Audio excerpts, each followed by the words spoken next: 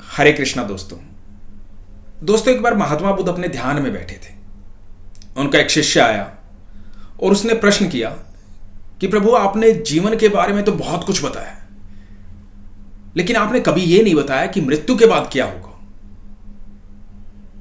महात्मा बुद्ध मुस्कुराए। महात्मा बुद्ध ने कहा कि इस प्रश्न का उत्तर जरूर दूंगा, लेकिन उससे पहले तुम्हें मेरे प्रश्न का उत्तर देना होगा। तो शिष्य ने कहा, हां प्रभु बताइए।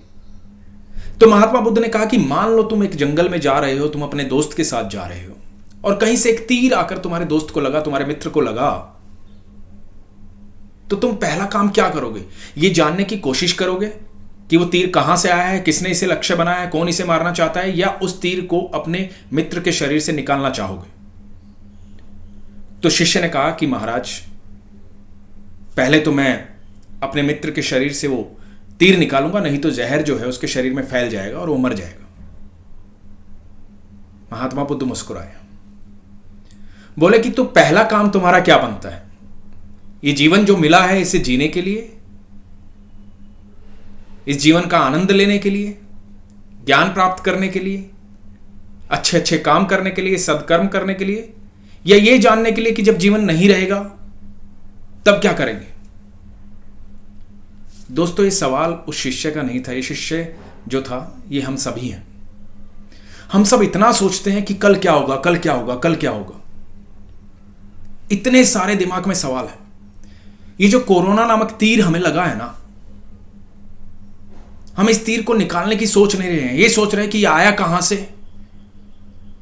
कैसे आया, किसने किया, आगे क्या होगा, आगे जीवन जी पाएंगे, नहीं जी पाएंगे। दिमाग सोच सोच कर हम सबका डिप्रेशन में जा रहा है। सारी नकारात्मक सोच चारों तरफ फैली हुई है। तो दोस्तों इस समय अपने दिमाग को संतुलित करने की आवश्यकता है, नहीं तो ये जहर जो है फैल जाएगा, और ये जहर यदि दिमाग में फैल गया तो दिमाग कभी भी संतुलन नहीं पा पाएगा। तो हमारे दिमाग को संतुलित रखने के लिए हमें बिल्कुल सकारात्मक सोचना है, पॉजिटिव सोचना है, कुछ भी नेगेटिव नहीं सोचना है। दिमाग को संतुलित कीजिए, कल जो होगा वो हो जाएगा। क्योंकि जब दुनिया में हम जन्म लेते हैं तो हम कभी भी ये नहीं सोचते हैं कि इतने बड़े प्लैनेट पे हम आए हैं अकेले, तो ये जीवन कटेगा कैसे, यहां तो कोई जानता भी नहीं। लेकिन सब होता जाता है, अपने आप होता जाता है। तो दोस्तों सब अपने आप हो जाएगा। ईश्वर पर भरोसा रखो, विश्वास रखो, सकारात्मक सोचो। इस समय आप वो खोजो जो आपने अब तक नहीं किया और जो आपके भीतर है, क्योंकि ईश्वर ने सबको कमाल की प्रतिभा दी है। अपनी प्रतिभा को खोजो और उस पर काम करो। संतुलित रहो, खुश रहो। बिल्कुल डिप्रेशन में आने की जरूरत नहीं है, नहीं तो होगा क्या? वही सवाल जो है ना कि हम पहले ढूंढने जाएंगे वो तीर किसने चलाया, किसने लक्ष्य बनाया, किसने मारा।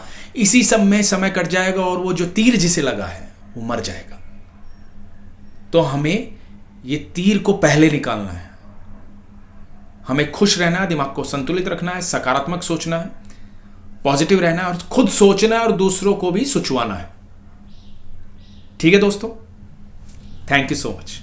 हरे कृष्णा।